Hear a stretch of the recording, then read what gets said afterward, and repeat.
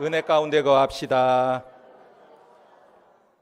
오늘 말씀은 은혜 받은 자라는 제목으로 말씀을 전합니다. 2000년도에 코카콜라 회장이었던 더글러스 데프트가 새해 신년사를 했습니다.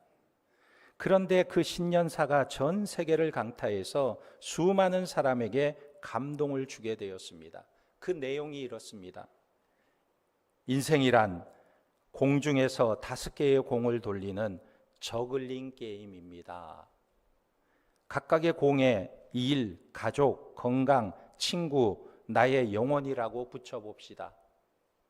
조만간 당신의 일이라는 공은 고무공이어서 떨어뜨리더라도 다시 튀어오른다는 것을 알게 될 것입니다. 그러나 다른 4개의 공은 유리공이어서 하나라도 떨어뜨리게 되면 닳고 긁히고 깨져서 다시는 전과 같이 될 수가 없을 것입니다.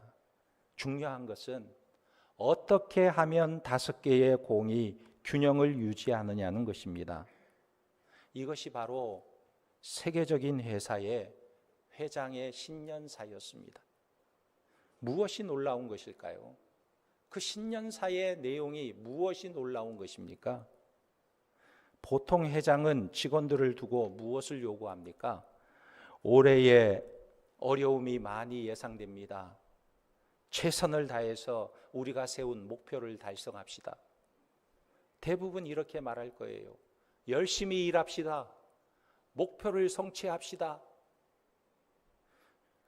대부분의 회장은 회사를 위해서 최선을 다하라고 권면할 텐데, 그런데 이 더글러스는 그렇게 말하지 않았던 것입니다. 가족, 건강, 친구, 자신의 영혼의 문제까지 균형을 잘 이루라고 말했던 거예요. 그래서 직원들의 가슴이 뛰고 감동의 물결이 일어난 것입니다. 그런데 오늘 본문에 한나가 이렇게 가슴 뛰는 말을 듣게 된 거예요. 한나는 원래 격분했던 여자였습니다. 이 격분이라는 말은 물결 부딪혀 흐를 격, 나이아가라 같은 폭포에 나를 막 내리쳐서 파도 속에 나를 내미는 것과 같은 그런 격동하는 삶을 말하는 것입니다. 그런데 이런 일이 한두 번 있는 것이 아니라 매일, 그리고 심지어는 예배를 드리는 실로에서도 이런 일이 일어났던 것입니다. 그래서 한나는 밥도 먹지 못하고 울었던 여자였습니다. 그런데 이 격분을 한순간에 사라지게 하는 한마디가 주어진 거예요. 그 말이 무엇입니까? 17절에 엘리가 대답하여 이르되 평안히 가라. 이스라엘 하나님이 내가 기도하여 구한 것을 허락하시기를 원하노라 하니. 이 한마디가 한나의 마음에 얼마나 단비와 같았는지 18절에 다시는 얼굴에 근심의 빛이 없었더라 그랬어요. 그래서 오늘 말씀은요 19절부터 시작되는데, 그럼 은혜 받은 자의 삶은 어떠한가를 보여주고 있는 것입니다. 19절에 보면 그들이 아침에 일찍이 일어나 여호와 앞에 경배하고 돌아가 라마의 자기 집에 이르니라. 엘가나가 그의 아내 한나와 동침하매 여호와께서 그를 생각하신지라. 한나의 일행이 어떻게 했습니까? 일찍이 일어났다는 거예요. 일찍이. 그런데 오늘 말씀에 일찍이 일어났다는 표현이 무엇을 의미하고 있습니까? 하나님의 약속에 대한 기대와 설레임이 있었다는 거예요. 제가 어렸을 때 초등학교 때죠.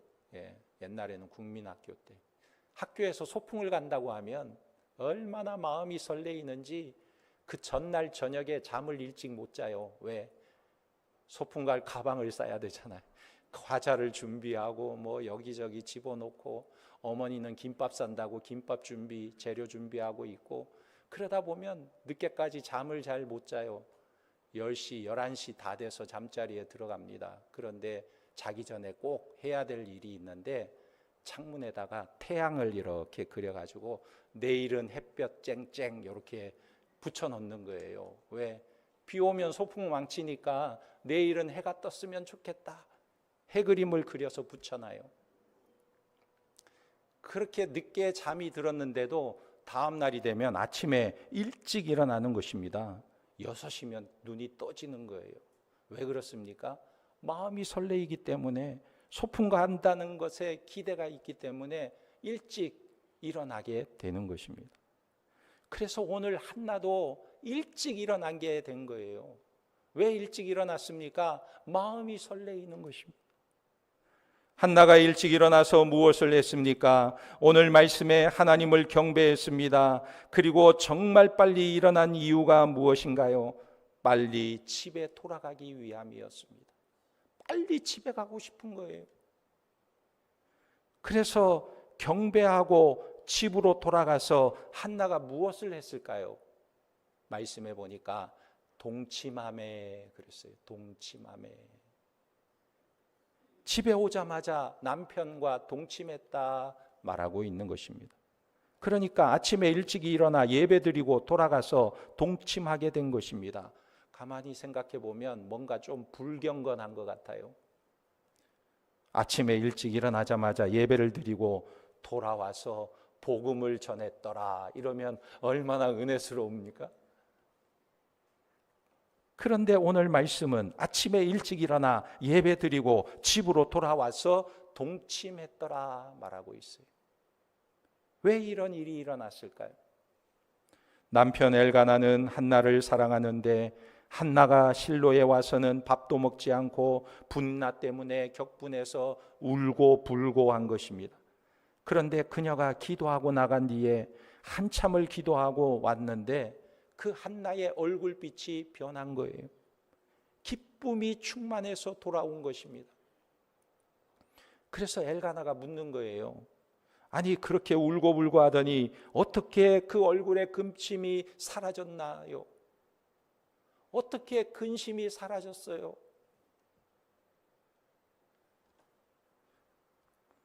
한나가 그 이유에 대해서 말해주고 있는 것입니다. 하나님께서 말씀하셨어요. 내게 아이가 있을 것을 말씀하셨습니다. 그러자 그 말을 들은 엘가나의 가슴도 설레이게 된 것입니다.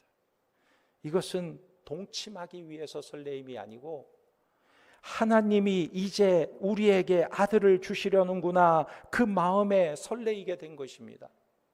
그래서 실로에서 집까지 32km나 떨어져 있는데 그 길을 단숨에 와서 이들이 한 일이 무엇입니까? 동침했다. 얼마나 가슴이 설레었으면 그 저녁에 피곤한 줄도 모르고 동침하게 된 것입니다. 여기서 깨달을 수 있는 것이 무엇입니까? 은혜 받은 자의 삶이 얼마나 복된가를 알 수 있는 것입니다. 그뿐 아니라 은혜 받은 후에 또 하나의 변화가 일어난 것입니다. 한나에게 무슨 변화가 일어났나요? 이제부터 자신을 격분했던 분인나를 의식하지 않게 된 것입니다. 자신을 격분케 하던 저 분인나에게서 내 마음을 돌이켜서 하나님의 은혜를 바라보게 되었다는 것입니다. 오늘날 우리들의 삶이 힘든 이유가 무엇입니까? 여러 가지가 있겠지만 참 힘들게 하는 것이 바로 사람들의 시선이라는 거예요.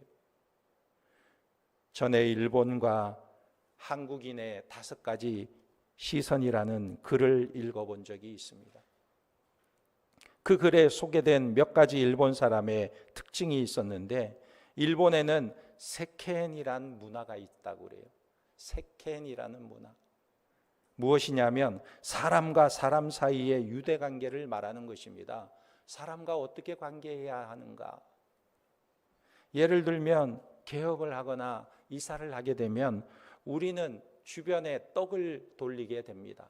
이사를 오면 주변 집을 노크해서 문을 두들겨서 문을 열면 떡을 주면서 안녕하세요. 이 옆에 이사 왔습니다. 이 떡 드세요. 하고 떡을 쉽게 전달해요. 그런데 일본은 이 떡을 돌리기 전에 반드시 미리 확인을 해야 한다는 것입니다. 제가 떡을 했는데요. 가져가도 될까요? 물어봐요. 그러면 예, 오세요 라고 말했을 때 그 말에도 두 가지 마음이 있다는 것입니다. 하나는 혼내, 또 하나는 다테마. 이 혼내는요, 속마음을 말하고 있고 다테마는 겉으로 표현하는 말인 것입니다. 그런데 겉으로 표현하는 것과 속마음을 잘 구별해야 한다는 거예요. 속마음을 파악하지 않고 간다고 하면 아주 신뢰가 된다는 것입니다. 그러니까 다테마, 겉으로는 예, 오세요 했지만 속마음은 오직이 오면 안 좋은데, 안 왔으면 좋겠는데, 이런 게 감지됐다면 안 가야 된다는 거예요. 또 식사 대접을 잘 받았으면 우리는 어떻게 인사합니까? 오늘 식사 잘 먹었습니다. 너무너무 감사합니다. 그러면 끝이잖아요. 근데 일본 사람들은 식사 대접을 받았을 때 거기서 정말 잘 먹었습니다, 고맙습니다, 인사를 몇 번이나 하고 집에 돌아와서 또 전화한대요. 식사 오늘 정말 잘 먹었습니다. 너무너무 감사합니다. 그리고 다음에 또 만나면 또 그때 식사 대접 정말 잘 받았습니다. 너무너무 맛있었습니다. 감사합니다. 그리고 자기가 살 때까지 계속 그렇게 인사한다는 거예요. 그래서 아주 스트레스가 많이 있는 것입니다. 2011년에 쓰나미가 있을 때 많은 사람들이 쓰나미에 쓸려가서 가족들의 시신들이 어디에 매장되었는지도 모를 정도로 쓸려가 버렸어요. 그 큰 슬픔을 당한 어떤 아들이 어머니의 시신을 발견했습니다. 어머니의 시신을 발견했지만 그 시신 앞에서 울지도 못하고 참고 있는 모습을 보게 된 거예요. 그래서 아니 왜 울지 못합니까? 그러자 사람들의 시선 때문에 울 수가 없다는 거예요. 아직 가족의 시신을 찾지 못한 다른 사람들도 있는데 내가 어떻게 목 놓아 울 수가 있습니까? 그래서 일본 사람이요, 참다가 울 때에는 정말 그것이 너무나 고통스럽기 때문에 그렇게 운다는 거예요. 정말 안타까운 것입니다. 또 일본 사람들은요, 반가운 사람을 만날 때 우리들은 어떻게 합니까? 야, 반갑다, 너 오랜만에 멋있어졌네, 이렇게 말할 수 있잖아요. 근데 이 사람들은 반갑다, 그리고는 너 멋있어졌다고 내가 생각한다, 이렇게 말한다는 거예요. 토 오모이마스, 멋있다, 토 오모이마스, 생각한다, 이렇게 붙이는 거예요. 우리처럼 시원스럽게 이야기하지 못한다는 것입니다. 그러니까 너무나 안타까운 모습이죠. 사람들의 시선, 사람들의 생각, 이것을 너무나 의식하고 사는 것입니다. 그러나 우리가 은혜를 받았다는 것은 이렇게 쓸쓸하고 슬픈 삶을 사는 것이 아니에요. 그 시선에서 벗어나는 것입니다.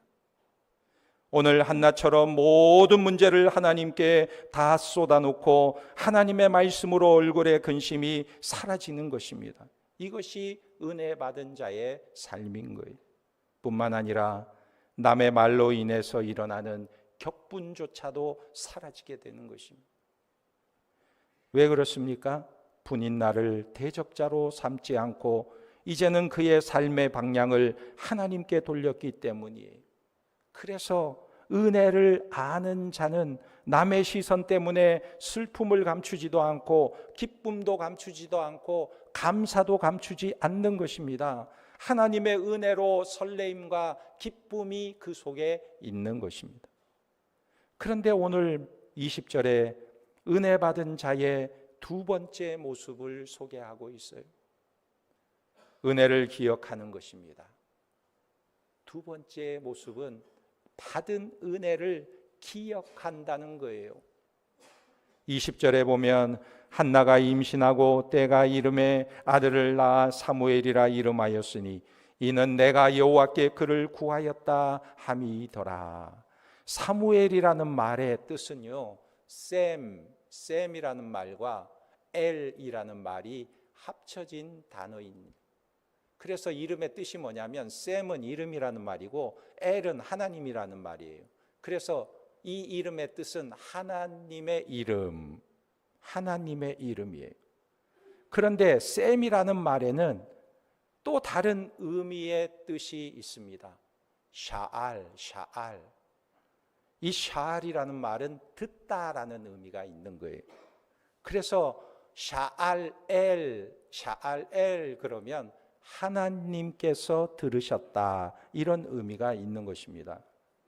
그래서 오늘 말씀 17절에 보면 이 샤알이라는 단어를 2번이나 사용하고 있어요. 17절에 엘리가 대답하여 이르되 평안히 가라. 이스라엘의 하나님이 내가 기도하여 구한 것을 허락하시기를 원하노라 하니. 내가 기도하여 샤알, 구한 것을 샤알 2번이나 사용하고 있습니다. 또 27절에는 3번이나 이 샤알을 사용하고 있어요. 내가 기도하였더니 내가 구하여 기도한 바를 내게 허락하신지라. 샤알 계속 반복되고 있는 것입니다. 그래서 이 사무엘이라는 이름의 뜻은요, 하나님의 이름이라는 뜻도 있지만 하나님께 구해서 얻은 자라, 이런 뜻이 담겨져 있는 것입니다. 왜 이렇게 이름을 지었을까요? 한나는 왜 사무엘의 이름을 이렇게 지었을까? 그 이유는 하나님의 은혜를 기억하기 위함인 것입니다. 기억하기 위함이에요. 잊지 않으려는 것입니다. 우리가 서울에 가면요, 을지로가 있죠. 을지로를 왜 을지로라고 했을까요? 을지문덕을 기억하기 위해서입니다. 그러면 태계로는 왜 태계로라고 했을까요? 역시 훌륭하십니다. 태계 이항을 기억하기 위함입니다. 그러면 세종로는 왜 세종로라고 했을까요? 세종대왕을 기억하기 위함. 그러면 테헤란로는 왜 테헤란로라고 했을까요? 이란과 지금 한참 전쟁 중이잖아요. 이란과 수교를 하고 나서 서로의 수도를 이름으로 지었어요. 그래서 이란에 가면 서울로 거리가 있어요. 서울로. 우리나라에는 테헤란로가 강남에 있습니다. 기억하기 위함인 것입니다. 그러면 사무엘이라는 것은 왜 사무엘이라고 이름을 지었느냐? 하나님이 주신 것, 하나님의 은혜를 기억하겠다는 것입니다. 그래서 이 아이를 기르면서 사무엘 부르는 것은요, 하나님의 사람아, 하나님이 주신 자야, 이렇게 부르면서 그것을 늘 마음에 새기고자 했던 것입니다. 제가 어렸을 때 아이들이요, 제 이름을 가지고 막 놀렸어요. 창도 이렇게 안 부르고, 야 창칼 또 어떤 친구는 칼도 막 이렇게 불러요. 제 이름이 원래 창성할 창에 길도자입니다. 근데 아이들이요, 창칼 칼도자를 써가지고 창칼 이렇게 불러요. 그래서 아버지한테 가서 왜 저 이름을 창도라고 지었습니까? 물었어요. 그랬더니 오씨는 이 창자가 돌림 학렬이 있어요. 아버지 아래에는 다 창자 돌림이에요. 창자는 들어가야 돼. 근데 거기다가 도자, 길도자를 붙여서 너는 창성할 창의 길도자인데 하나님의 길을 창성하게 예배하는 자로 하나님께서 쓰실 거야. 이렇게 해석을 해주는 거예요. 그래서 그 해석이 제 마음속에 쏙 들어왔습니다. 그 말이 잊혀지지 않는 거예요. 그런데 오늘 한나는 사무엘을 부를 때마다 이렇게 부르는 것입니다. 하나님께 구해서 얻은 자요. 하나님께 구해서 얻은 자요. 한나가 왜 이렇게 불렀을까요? 그것은 하나님께서 베푸신 은혜를 잊지 않기 위함이었던 것입니다. 그 은혜를 기억하기 위함이었어요. 그렇다면 저와 여러분들은 하나님의 은혜를 기억하고 있습니까? 내게 베풀어 주신 하나님의 은혜를 잊지 않고 살아가고 있습니까? 하나님이 나에게 베풀어 주신 은혜를 항상 기억하고 있습니까? 나가수라는 프로그램이 있었는데 이 프로그램을 통해서 알려진 가수가 있는데 그 가수는 김조한이라는 가수였습니다. 1993년 솔리드 그룹 보컬로 데뷔했는데 그의 이야기를 들어보면요, 그가 태어나기도 전에 그의 아버지는 미국으로 이민 갔다고 합니다.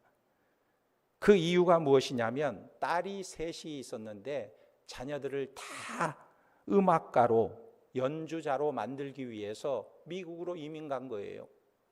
그래서 큰 딸은 피아노를 가르치고, 둘째 딸은 첼로를 가르치고, 셋째 딸은 바이올린을 가르쳐서 온 집안이 음악을 하고자 하는 그런 마음을 가지고 갔습니다. 그런데 이 김조한은 미국에서 태어났는데 이제 막내로 태어났죠.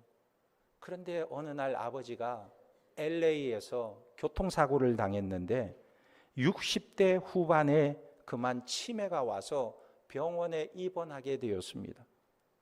그런데 이 아버지가요, 치매가 왔는데 딱 두 사람만 기억하는 거예요.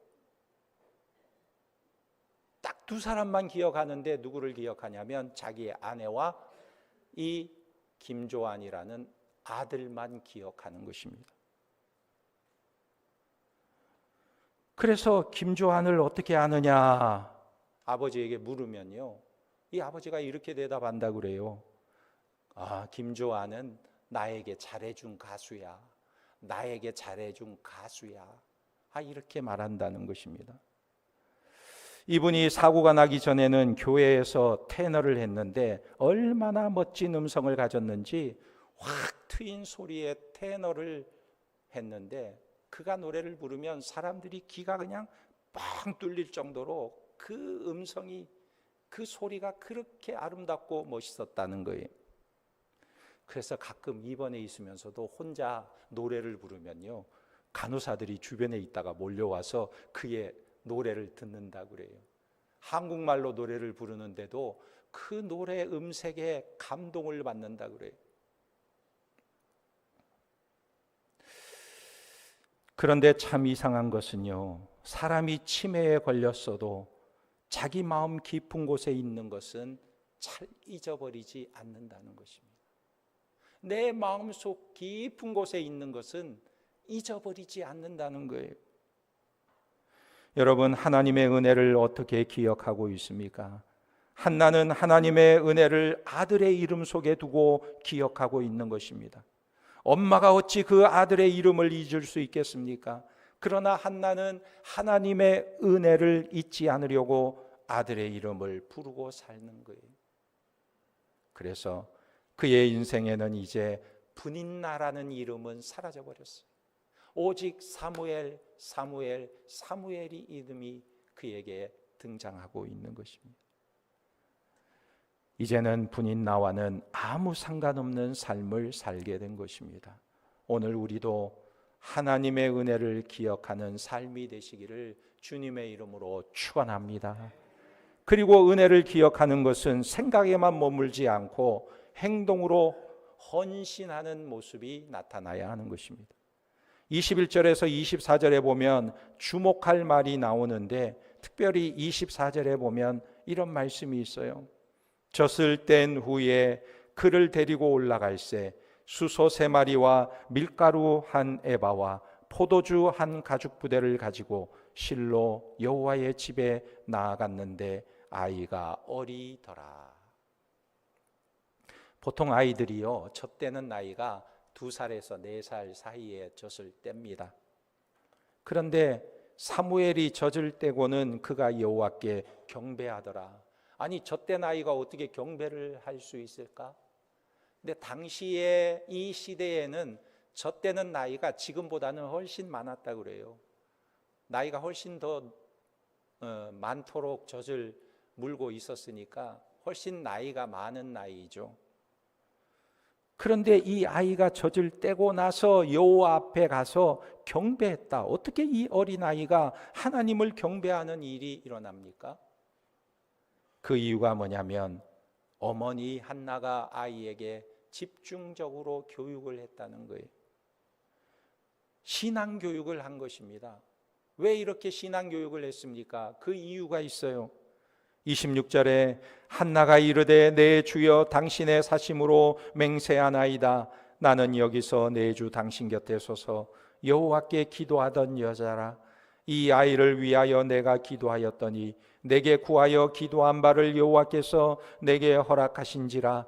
그러므로 나도 그를 여호와께 드리되 그의 평생을 여호와께 드리나이다 하고 그가 거기서 여호와께 경배하니라. 내가 구한 바를 허락하셨으니 나도 그를 하나님께 드리겠나이다 고백하고 있는 거예요. 내가 구한 것을 하나님 들어주셨으니 나도 하나님께 드리리이다 고백하고 있는 거예요. 한나는 하나님께서 주신 아이를 하나님께 드리기 위해서 철저히 교육시켰던 것입니다. 그래서 엘가나가 매년 실로에 올라갈 때에는 한나는 따라가지 않고 아이가 젖될 때까지 하나님을 경외하는 법을 곁에서 가르쳐 주었어요. 한나는 어떻게 이렇게 멋진 헌신을 할 수 있었을까요? 한나의 기도 11절 말씀을 보면 이렇게 말하고 있어요. 소원하여 이르되 만군의 여호와여 만일 주의 여종의 고통을 돌보시고 나를 기억하사 주의 여종을 잊지 아니하시고 주의 여종에게 아들을 주시면 내가 그의 평생에 그를 여호와께 드리고 삭도를 그의 머리에 대지 아니하겠나이다. 이렇게 하나님께 기도했는데 하나님께서 정말 응답해 주신 것입니다. 그래서 한나가 이렇게 말할 수 있는 거예요. 하나님, 당신이 나에게 신실하시니 나도 당신께 신실하게 헌신하겠습니다. 하나님, 당신이 나에게 신실하시니 나도 신실하게 당신께 이 아들을 드리겠나이다. 한나가 이렇게 고백할 수 있는 힘이 어디에서 나왔습니까? 바로 하나님의 신실함에 있었던 것입니다. 하나님이 나에게 신실하시니 그러므로 나도 그 하나님을 믿고 헌신하겠습니다. 이것이 한나의 신앙이었던 것입니다. 이것이 바로 은혜 받은 자의 모습인 것입니다.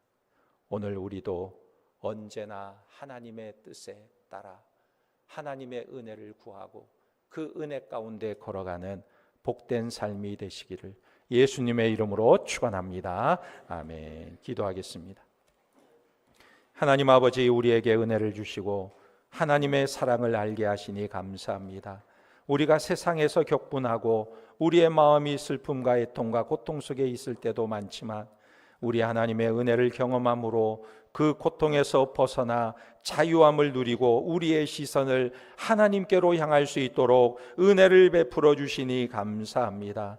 하나님의 은혜는 우리의 모든 인생의 고통과 절망을 능히 이겨낼 수 있는 줄 믿사오니 오늘 어떤 염려와 근심 속에 있더라도 하나님의 은혜를 기억하고 그 시선을 하나님께 돌리고 하나님이 우리에게 변함없이 신실하게 은혜를 베풀어 주심을 바라볼 수 있는 눈을 열어 주시옵소서. 우리의 마음에 하나님의 은혜가 회복되게 도와주시고 하나님께서 우리를 가장 최선으로 인도하시는 놀라운 사랑을 경험하게 도와주시옵소서.